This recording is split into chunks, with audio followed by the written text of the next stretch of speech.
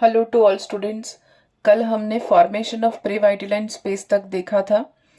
Formation of pre वाइटिलाइन space, तो यहाँ पर अंडाणु या ओवम के साइटोप्लाज्म से कुछ लिक्विड या एक्वस सब्सटेंस क्या हो रहा था, निकल कर एक्यूमुलेट हो रहा था। कहाँ पर? योक या वाइटिलाइन मेम्ब्रेन के बीच में एक्यूमुलेट हो रहा था, जिसके कारण ये वाइटिलाइन मेम्ब्रेन साइटोप्लाज्म से थोड़ा सा अलग हो जाती है, हट जाती है, और इस बीच जो होता है, इसका जो लिक्विड होता है वो भर जाता है, जिसको हम प्री वाइटिलाइन कैविटी कहते हैं।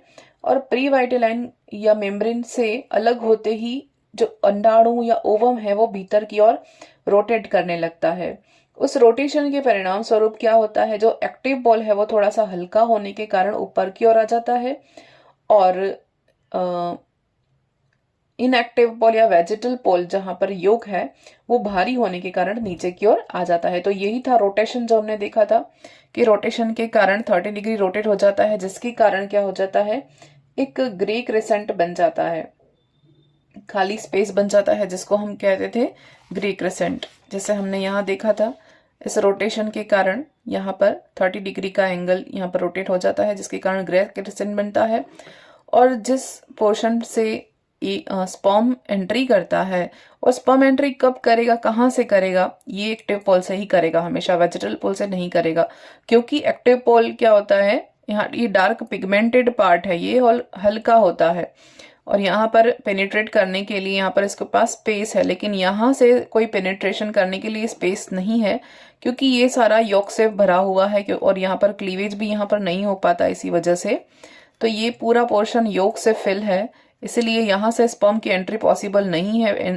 स्पर्म की एंट्री हमेशा कहाँ से होगी, एक्टिव पोल से होगी। और एक्टिव पोल से होने के कारण, यानी कि जिस डायरेक्शन से स्पर्म एंट्री करता है उसके जस्ट सामने वाले पोर्शन पर क्या बनाता है, डॉर्सल लिप फॉर्मेशन होता है। ये ग्रे क्रिसेंट पोर्शन बन गया, और ये वाला जो पोर्शन है वो उसे डॉर्सल लिप, जस्ट फ्रंट वाला डॉर्सल लिप बनाता है। ये आगे जाके क्या बनाएगा, डॉर्सल सरफेस बनाएगा। जैसे यहाँ इस डायग्राम में हम देख सकते हैं, ये वेजिटल पोल, एनिमल पोल, ये जाके अंदर न्यूक्लियाई से कांटेक्ट करेगा या आएगा, तो इसी डायरेक्शन में ये मूव करेगा, जहां से इसके फ्रंट पर जो डॉर्सल लिप बनी है यहीं पे। फिर ये आके यहाँ की ओर ट्विस्ट हो जाएगा इसका न्यूक्लियस, और इसकी टेल डिसॉल्व हो जाएगी अंदर। इस सेंटर को हम न्यूकोप सेंटर भी कहते हैं, क्योंकि न्यूकोप साइंटिस्ट द्वारा डिस्कवर किया गया था। नेक्स्ट, तो हमने यहाँ पर देखा फॉर्मेशन ऑफ प्री वाइटिलाइन स्पेस। अब हम देखते हैं सेकेंडरी मैच्योरेशन डिवीजन, द्वितीयक परिपक्वन विभाजन। क्या होता है, जब फ्रॉग में ओव्यूलेशन होता है तब ओव्यूलेशन के टाइम ओवम किस फेज में होता है, सेकेंडरी ओसाइट फेज में होता है, और इसका जो न्यूक्लियस है वो सेकेंडरी मैच्योरेशन फेज की मेटाफेज अवस्था में होगा। न्यूक्लियस भी कौन सी अवस्था में होगा, मेटाफेज अवस्था में, किसकी, सेकेंडरी मैच्योरेशन फेज की। और जब स्पर्म एंट्री करता है तब ये सेकेंडरी पोलर बॉडी बनती है, यानी कि मेटाफेज कंप्लीट हो जाता है, जिससे कि सेकेंडरी पोलर बॉडी बनेगी। अब एग के केंद्रक को क्या कहेंगे, अब हम क्या कहेंगे, फीमेल प्रोन्यूक्लियस कहते हैं। और ये अंडाणु की सतह से थोड़ा सा हट कर क्या हो जाता है, थोड़ा सा एक्सेस पर आ जाता है। केंद्रक, पूर्व केंद्रक या प्रोन्यूक्लियाई थोड़ा सा सतह पर था, जो अब क्या आ जाता है, एक्सिस पर या सेंटर पर आ जाता है, कौन, न्यूक्लियस। फिर हम देखते हैं स्पर्म पाथ।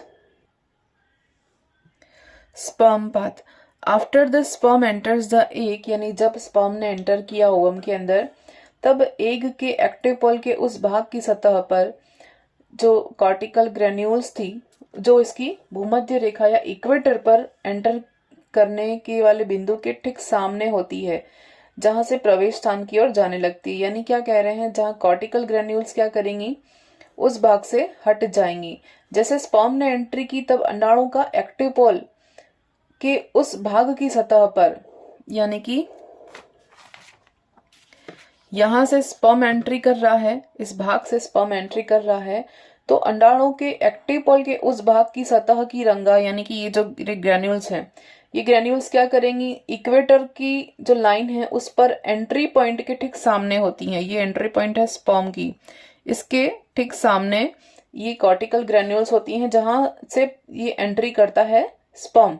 उस भाग से ये ग्रेन्यूल्स हट जाती हैं, यानी कि यहाँ से ग्रेन्यूल्स क्या हो जाएंगी, हट जाएंगी, खिसक जाती हैं। और ये पार्ट कैसा हो जाता है, ये भी लाइट रीजन वाला पार्ट बन जाता है। और इसे हम कहते हैं ग्रे क्रेसेंट। और ग्रे क्रेसेंट और फर्टिलाइजेशन कोन को मिलाने वाली रेखा बन जाती है, जिसको डॉर्सोवेंट्रल एक्सिस कहते हैं। यानी स्पर्म, ये फर्टिलाइजेशन कोन और ग्रे क्रेसेंट, फर्टिलाइजेशन कोन ये वाला यहाँ पे कौन बनेगा, और ग्रे क्रेसेंट को मिलाने वाली जो लाइन होती है, सीधी लाइन, वो क्या बनाती है, डॉर्सोवेंट्रल एक्सिस, पृष्ठ अधर सतह या अक्ष फॉर्मेशन करती है। तो ये था एंट्री पाथ या पेनिट्रेशन पाथ ऑफ स्पर्म। अब हम देखते हैं स्पर्म पाथ, यानी शुक्राणु का पाथ किस तरह से होता है, ये देखते हैं। तो शुक्राणु के अंडाणु में प्रवेश करने के बाद उसकी टेल जो होगी वो डीजनरेट हो जाएगी, डिसइंटीग्रेट हो जाएगी। क्या हो जाएगी, टेल डिसइंटीग्रेट हो जाएगी। इसका हेड और नेक रीजन ही क्या करेगा, उस जो फिक्स पाथ बना उस पाथ के ऊपर चलकर अंडाणु के प्रोन्यूक्लियाई की ओर मूव करता है। ठीक है, फिर वो डेफिनेट पाथ जो होता है, जिस पाथ के अलोंग ही वो मूव करेगा स्पर्म का न्यूक्लियस, उसी पाथ को हम क्या कहते हैं, स्पर्म पाथ कहते हैं। यहाँ पे कुछ कॉर्टिकुलर ग्रेन्यूल्स को भी वो अपने साथ साथ अंडाणु के कोशिका द्रव्य में धकेलता जाता है। यानी जैसे जैसे स्पर्म एंट्री कर रहा है तो उसके साथ साथ जो कॉर्टिकल ग्रेन्यूल्स वाला पार्ट था उसको भी वो साथ साथ में साइटोप्लाज्म की ओर ले आता है। तो जिसके कारण एक काली लीक या बन जाती है, एक ब्लैक कलर की लाइन बन जाती है, इसे हम ब्लैक लीक कहते हैं। ये अंदर की ओर एंट्री करेगा तो इसके साथ साथ एक स्पेस या पाथ बन जाएगा, जिसके जो कि साइटोप्लाज्म को भी साथ में ले रहा है, कॉर्टिकल ग्रेन्यूल्स को मुंह धक्का मारता हुआ आगे की ओर जा रहा है, तो एक ब्लैक कलर की पाथ बन जाएगा जिसको काली लीक कहते हैं। अगर फीमेल प्रोन्यूक्लियाई एक्टिव पोल के बीच में होगा, यानी कि अगर फीमेल प्रोन्यूक्लियाई कहाँ पर है, ये भी अभी बताया था कि ये एक्सिस पर आ जाता है। पहले तो सतह के पास होता है केंद्रक अंडे का, लेकिन बाद में ये कहाँ आ जाएगा, सेंटर पर आ जाएगा। अगर मध्य में होगा तो शुक्राणु का पथ लगभग सीधा होगा कि यहाँ पे आ गया तो सीधा सीधा ही आएगा ये। लेकिन अगर बाद में यह प्रोन्यूक्लियाई की ओर मुड़ जाता है और क्या करेगा, अगर यहाँ पर है सेंटर में तब तो सीधा ही आ जाएगा, लेकिन सेंटर में नहीं है तो क्या करेगा, पहले तो इस तरह से सीधी डायरेक्शन में आएगा और फिर धीरे धीरे धीरे धीरे प्रोन्यूक्लियाई की ओर मुड़ जाएगा। यहाँ पर मुड़ने के बाद कॉपुलेशन पाथ पर ये आगे बढ़ेगा और यहाँ पर मुड़ने के बाद क्या होगा, इस बीच सेंटर में क्या हो जाएगा, स्पर्म का जो मिडल पार्ट है उस मध्य भाग में क्या हो जाएगा, यहाँ इसके अंदर दो सेंट्रियोल प्रेजेंट होते हैं, प्रॉक्सिमल सेंट्रियोल और डिस्टल सेंट्रियोल, ये दोनों प्रेजेंट होते हैं। ये दोनों सेंट्रियोल परस्पर हट जाएंगे और दूर हो जाएंगे और क्या बनाएगा, स्पिंडल फाइबर। ये क्या बनाएंगे, स्पिंडल फाइबर बनाएंगे। ये डिवीजन की फेज है, ये सेंट्रियोल। इस तरह से स्पिंडल फाइबर फॉर्मेशन होने लगेंगे और अंत में क्या होगा, मेल और फीमेल प्रोन्यूक्लियाई आपस में मिल जाएंगे। मेल और फीमेल दो प्रोन्यूक्लियाई जो स्पर्म का है और ओवम का है वो दोनों क्या हो जाएंगे, दोनों का एम्फिमेक्सिस हो जाएगा। ये दोनों का क्या हो जाएगा, ये एम्फिमेक्सिस हो जाएगा, आपस में मिल जाएंगे और इनके बीच की जो केंद्रक कला है वो भी टूट जाएगी, यानी न्यूक्लियर मेम्ब्रेन टूट जाएगी। क्रोमोसोम आपस में इन दोनों के क्रोमोसोम्स आपस में मैट करेंगे और इस तरह से एम्फिमेक्सिस या फर्टिलाइजेशन की जो एक्चुअल प्रोसेस है वो कंप्लीट हो जाएगी। और इसके बाद क्या बनेगा, न्यूक्लियस, जाइगोट का न्यूक्लियस बनेगा। एम्फिमेक्सिस के बाद क्या बनेगा, जाइगोट का न्यूक्लियस बन जाता है। तो इस तरह से ये स्पर्म पाथ हमने देखा। अब हम देखेंगे अर्ली एम्ब्रियोनिक डेवलपमेंट, यानी कि क्लीवेज की स्टेजेस हैं वो देखेंगे। फिर ब्लास्टुला, गैस्ट्रुलेशन, ऑर्गेनाइजेशन, मेटामॉर्फोसिस हमने पहले देखा ही है, तो ये सब हम देखते हैं अभी नेक्स्ट। यहाँ आप देख सकते हैं ये ब्लैक स्ट्रीक बनाता है और स्ट्रेट लाइन पर ही मूव करता है साइटोप्लाज्म। उसके बाद हम देखते हैं अर्ली एम्ब्रियोनिक डेवलपमेंट। यहाँ आप देख सकते हो क्लीवेज। सबसे पहले अर्ली एम्ब्रियोनिक डेवलपमेंट में क्या होगा, क्लीवेज फॉर्मेशन होगा। अब देखते हैं ओवम ऑफ फ्रॉग। फ्रॉग का जो ओवम है the straight line between the active and inactive Paul is called primary axis of the ovum. क्या कह रहे हैं, मेढक के एग में एक्टिव पॉल और इनएक्टिव पॉल यानी एनिमल पॉल और वेजिटल पॉल के बीच में एक सीधी रेखा को अंडाणु या एग की प्राइमरी एक्सिस कहते हैं। उन दोनों के बीच की लाइन को क्या कहते हैं, प्राइमरी एक्सिस कहते हैं। अभी हम क्लीवेज पढ़ रहे हैं, सेगमेंटेशन पढ़ रहे हैं। तो इस अंडाणु के केंद्रक और इसका जो ज्योमेट्रिक सेंटर होता है उसके आर पार होती है ये केंद्रक, यानी ये प्राइमरी एक्सिस की बात कर रहे हैं। और ये प्राइमरी एक्सिस जो है, ये रेखा जो बनी, उसके बीच के जो बिंदु हैं उसके चारों ओर अंडाणु की जो सिमेट्री होती है वो कैसी होगी, रेडियल सिमेट्री होगी।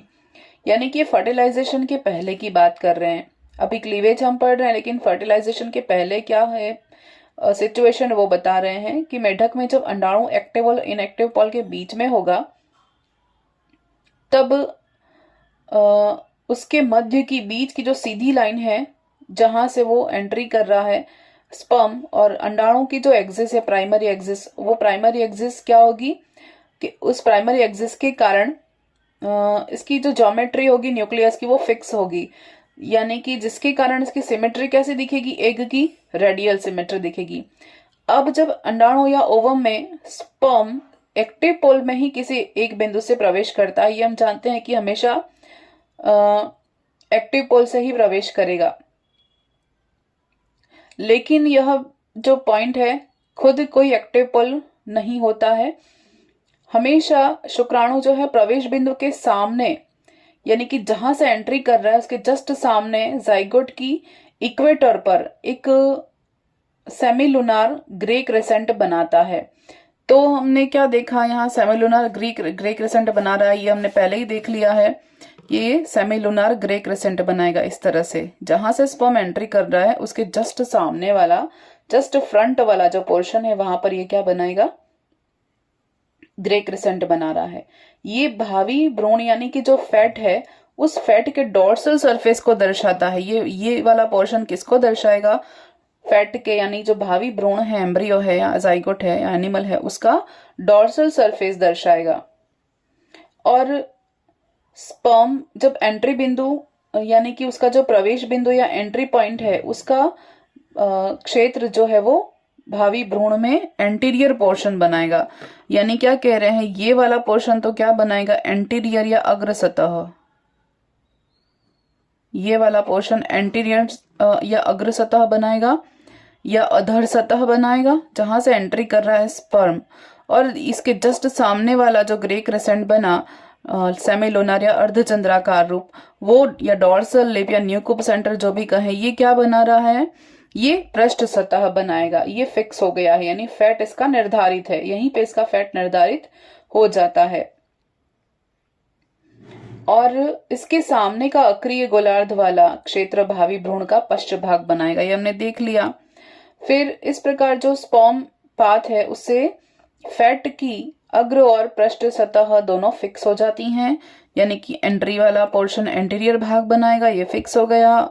और इसके जस्ट सामने वाला भाग ये क्या बनाएगा, डॉर्सल या पृष्ठ सतह बनाएगा, ये भी फिक्स हो गया। अब क्या कह रहे हैं, अब इसकी सिमेट्री पहले कैसे थी, रेडियल थी, अब ये कैसी हो जाएगी, ये कैसी हो जाएगी, बायलेटरल सिमेट्री, यानी कि द्विपार्श्व सममिति बन जाएगी। अब इसमें कैसी सममिति बन जाएगी, अब इसमें द्विपार्श्व सममिति बन जाएगी। तो ये सब यहाँ लिखा हुआ है जो मैंने अभी आपको समझाया, ये यहाँ पर बनाएगा। द्विपार्श्व सममिति बाद में कैसी हो जाएगी, बायलेटरल सिमेट्री एस्टैब्लिश्ड। फिर क्या होगा, after the 3 hours of fertilisation cleavage starts, यानी कि निषेचन के 3 घंटे के बाद क्या हो जाएगा, क्लीवेज या विदलन शुरू हो जाएगा। और सारे के सारे विदलन कैसे होंगे, सभी विदलन कैसे होते हैं, सभी विदलन माइटोटिक डिवीजन करते हैं, यानी समसूत्री विभाजन होते हैं। मेढक का अंडाणु कैसा है, फ्रॉग का जो एग है वो कैसा है, पहले ही बताया है। मेसोलेसिथल एग है, टीरोलेसिथल एग है। क्लीवेज के बेस पे देखें तो अनइक्वल होलोब्लास्टिक क्लीवेज होता है। और इसको कौन इफेक्ट करता है, टेम्परेचर, वाटर, ये सब क्लीवेज को प्रभावित करते हैं, अफेक्ट करेंगे। फिर अब इसकी क्लीवेज देखते हैं। फर्स्ट क्लीवेज, पहला जो क्लीवेज है वो कैसा होगा? फर्स्ट क्लीवेज हमेशा मेरिडोनियल होगा। कैसा होगा? प्रथम विदलन खांच या फरो बनेगी मेरिडोनियल या रेखांशिक बनेगी, यानी ये वर्टिकल होती है। कैसी होती है? ये वर्टिकल होती है, ये वर्टिकल बनेगी। और जब एक्टिव पोल से प्रारंभ होकर धीरे धीरे ये इनएक्टिव पोल की ओर बढ़ती है क्लीवेज की फरो, तब वो मध्य बिंदु से गुजरती है। और मध्य बिंदु से गुजरती है, एक्सिस से गुजरती है। इट मीन्स ये पहली बार जो क्लीव होता है उसमें यह ब्लास्टोमियर को दो बराबर भागों में बांटती है। दो बराबर भाग बनते हैं, यानी कितने बनेंगे? दो यहाँ पर ब्लास्टोमियर बनेंगे, तो इक्वल पार्ट बनेंगे। फर्स्ट क्लीवेज कैसा है? मेरिडोनियल है, इक्वल ब्लास्टोमियर बनाएगा और वर्टिकल होगा। फिर सेकेंड क्लीवेज कैसा होगा? द्वितीय विदलन देखते हैं। प्रथम विदलन के पूरा होने पर सक्रिय ध्रुव या एक्टिव पोल पर इसके समकोण पर, यानी कि 90 डिग्री एंगल पर क्या होगा? सेकेंड वाली क्लीवेज फरो प्रकट हो जाती है। यानी कि जब फर्स्ट विदलन पूरा हुआ ही नहीं है, उसके पहले ही दूसरा विदलन शुरू हो जाता है, दूसरा क्लीवेज शुरू हो जाता है। इसीलिए ये कंप्लीट नहीं कहा अभी, यानी कि 4 सेगमेंट तो बने ही नहीं, डायरेक्ट कैसे बनेंगे? 8 सेगमेंट बनेंगे। अब देखते हैं ये भी कैसा होगा? मेरिडोनियल होगा, यानी कि रेखांशीय होता है। और इस डिवीजन के फलस्वरूप क्या बनेगा? जो युग्मनज है वो 8 कोरकीय अवस्था में बढ़ जाता है, 4 कोरकीय अवस्था नहीं बनती है। क्यों नहीं बनती है? क्योंकि फर्स्ट क्लीवेज तो कंप्लीट हुआ ही नहीं था, उसके पहले ही सेकंड शुरू हो गया, और सेकंड शुरू हो गया और ये 90 डिग्री एंगल पर यहाँ पर सेगमेंटेशन होगा। तो सॉरी, मैंने क्या कहा? 2 क्लीवेज अवस्था नहीं बनेगी, सॉरी, 4 क्लीवेज अवस्था तो कंप्लीट बनेगी, 2 क्लीवेज अवस्था नहीं बनेगी। मैं पहले वाली जो चीज है उसको क्रॉस कर रही हूँ। मैंने कहा था फर्स्ट क्लीवेज अवस्था में दो ब्लास्टोमियर बनते हैं, ये नहीं है, गलत है। क्या बनेगा? सेकंड जो डिवीजन है उसके साथ मेरिडोनियल डिवीजन होगा, और पहले वाले के 90 डिग्री एंगल पर क्लीवेज शुरू हो जाएगा, और पहले वाले डिवीजन के कंप्लीट होने के पहले ही सेकंड डिवीजन शुरू हो जाएगा, यानी क्लीवेज शुरू हो जाएगा, जिसके फलस्वरूप क्या बनेगा? 4 ब्लास्टोमियर बनेंगे। तो फर्स्ट स्टेज में क्या होगा? फर्स्ट क्लीवेज में क्या होगा? 2 ब्लास्टोमियर फॉर्मेशन अवस्था आती ही नहीं है, 2 ब्लास्टोमियर अवस्था आती ही नहीं है। जो मैंने पहले बोला था उसके लिए सॉरी। हमेशा कौन सी अवस्था आएगी? 4 ब्लास्टोमियर अवस्था पहले आएगी। उसके बाद देखते हैं तृतीय विदलन या थर्ड विदलन। अब देखते हैं थर्ड विदलन, ये कैसा होगा? इक्वेटोरियल होगा या हॉरिजॉन्टल कह सकते हैं। अनइक्वल होलोब्लास्टिक होगा। कैसा होगा? अनइक्वल होगा, और इसमें 8 ब्लास्टोमियर बनेंगे, जैसे इसमें कि 4 कैसे होंगे? मैक्रोमियर्स होंगे, और 4 कैसे होंगे? माइक्रोमियर्स होंगे। मैक्रो और माइक्रो कैसे बने? क्योंकि ये अनइक्वल होलोब्लास्टिक क्लीवेज है, तो ऊपर के 4 कैसे बनेंगे? दीर्घखंड बनेंगे, और ये बनेंगे 4 माइक्रोमियर्स या छोटे सेगमेंट्स बनेंगे। अब इसमें क्या होगा? 8 कोशिकीय अवस्था आई। फिर फोर्थ क्लीवेज देखते हैं। फोर्थ क्लीवेज कैसा है? ये वर्टिकल है। फोर्थ क्लीवेज भी कैसा हो जाएगा? वर्टिकल हो जाएगा, और इसमें जो वर्टिकल होने के बाद ये डबल होता है। ये कैसा होता है? ये 2 बार डिवीजन हो जाते हैं, 2 बार डिवीजन होते हैं, और ये मेरिडोनियल होते हैं। तो यहाँ पर हम देखेंगे कि 16 स्टेज अवस्था नहीं आकर कैसी आती है? यहाँ पर 32 स्टेज सेल आती है। ये नहीं आएगी, कैसी आएगी? 32 ब्लास्टोमियर स्टेज आएगी। और यहाँ पर क्या नहीं होता? फ्रॉग के अंदर मॉर्यूला अवस्था नहीं होती। क्या नहीं होती? फ्रॉग में मॉर्यूला अवस्था नहीं होती, 16 स्टेज सेल नहीं पाई जाती, क्योंकि फोर्थ क्लीवेज जो होता है वो डबल होता है। फिर हम देखते हैं फिफ्थ क्लीवेज। फिफ्थ क्लीवेज में क्या होगा? ये ट्रांसवर्स होगा, यानी इक्वेटोरियल होगा, इसके परपेंडिकुलर। फिर फरो बनेंगे, और ये भी डबल होता है। कैसी होंगे? ये भी डबल होता है, और डबल होने से इसमें 64 स्टेज जो आनी चाहिए वो नहीं आती। सेल स्टेज कितनी आएगी? 128 की अवस्था आएगी। ये नहीं आकर कैसी आएगी? ये आएगी। तो यहाँ क्रॉस कर देते हैं, क्योंकि ये भी याद रखना पड़ेगा कि ये नहीं आता, वो भी याद रखना पड़ेगा, इसीलिए यहाँ पर लिखा है, क्योंकि एग्जाम में नहीं वाले क्वेश्चन आते हैं। फिर ये तो हो गया, ये एक्टिव इनएक्टिव पोल दोनों तरफ से। यहाँ देख लेते हैं, देखो फर्स्ट क्लीवेज इस तरह से ये हुआ, सेकंड क्लीवेज ये यहाँ पर है, फिर थर्ड क्लीवेज ये बना, ये थर्ड क्लीवेज हुआ, ये थर्ड क्लीवेज है यहाँ पर मैंने लिखा है, और फोर्थ क्लीवेज दो होते हैं, तो फोर्थ क्लीवेज एक ये हो गया और एक ये हो गया, ये और ये वाला और ये वाला फोर्थ क्लीवेज यहाँ इस तरह से। उसके बाद फिफ्थ क्लीवेज, इसके ऊपर फिफ्थ भी दो हैं, तो यहां से इस तरह से 128 सेल की अवस्था बनी है।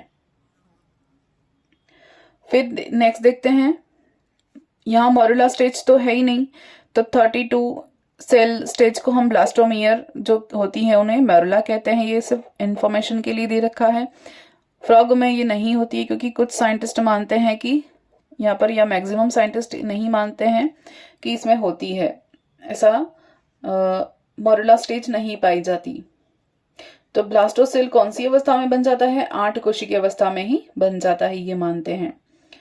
अब मॉरुला में ये स्टेज एब्सेंट होती है, ठीक है। ब्लास्टुला, इसके ब्लास्टुला को क्या कहते हैं? सिलोब्लास्टुला कहते हैं। फ्रॉग के ब्लास्टुला को क्या कहते हैं? सिलोब्लास्टुला कहते हैं। और blastocoel cavity fill with albuminous fluid, इसकी जो ब्लास्टोसिल कैविटी है वो किससे भरी होती है? एल्ब्यूमिनस फ्लूइड से भरी होती है। अब हम देखते हैं presumptive area of blastula. Presumptive area यानी कि जो भावी क्षेत्र बनने वाले हैं उनके बारे में देखते हैं। प्रिजम्पटिव एरिया, ये जो बनाएगा presumptive ectoderm area. All active पोल फॉर्म्स एक्टोडर्म इन ब्लास्टुला, यानी जो एक्टिव पोल है वो क्या बनाएगा? एक्टोडर्म फॉर्मेशन करेगा, यानी इसकी जो एपिडर्मिस है वो फॉर्मेशन होगा। Inner layer of ectoderm form neural plate, इसके अंदर वाली जो एक्टोडर्म है वो क्या करेगी? नहीं, 2 एक्टोडर्म हो जाएंगी, तो पहली वाली एक्टोडर्म तो क्या बनाएगी? एपिडर्मिस बनाएगी, और उसके नीचे वाली एक्टोडर्म क्या बनाएगी? न्यूरल प्लेट बनाएगी, और ये आगे नर्वस सिस्टम का फॉर्मेशन करेगी। तो यहाँ पे हम अगर मैक्रो और माइक्रो समझना है तो ये ब्लास्टोमियर हैं, 2 तरह के होते हैं। नीचे वाले योक के पास जो होते हैं, योक के जगह पे बनने वाले मैक्रोमियर्स कहे जाते हैं, और ये ऊपर जो खाली जगह थी वहां पर बनने वाले माइक्रोमियर्स कहे जाते हैं, छोटे छोटे होते हैं। इसलिए ये स्मॉल और लार्ज ब्लास्टोमियर 2 अलग अलग होते हैं, इसलिए इसके जो क्लीवेज पैटर्न है उसको अनइक्वल होलोब्लास्टिक क्लीवेज कहते हैं। यानी क्लीवेज होगा वो कैसा होगा? असमान कोरक खंड बनेंगे, इसीलिए। सेकेंड है प्रेजम्पटिव एंडोडर्म एरिया। तो जो इनएक्टिव पोल होता है वो क्या बनाता है? यानी अक्रिय ध्रुव से एंडोडर्म बनती है। और प्रेजम्पटिव कॉर्डल मेसोडर्मल एरिया, इससे ये क्या बनाएगा? Grey crescent formation. फिर प्रेजम्पटिव मेसोडर्म, एंडोडर्म, पेरिकॉर्डल प्लेट और प्रेजम्पटिव फॉरगट ये बनाएगा। ये आगे देखते हैं अभी। फिर गैस्ट्रुलेशन, गैस्ट्रुलेशन यानी यही जो है जो पहले बता दी मैंने, ये प्रोसेस, ये गैस्ट्रुलेशन की ही फेजेस हैं। मॉर्फोजेनिक मोमेंट्स कहते हैं इन्हें। और क्या कहते हैं इनमें? क्या क्या होता है? रीअरेंजमेंट होता है, सेल्स का रीअरेंजमेंट होगा, जर्म लेयर बनेगी, 3 जर्म लेयर बनेगी, और क्या होगा? ब्लास्टोमियर आर्केंटेरॉन बनाएगा।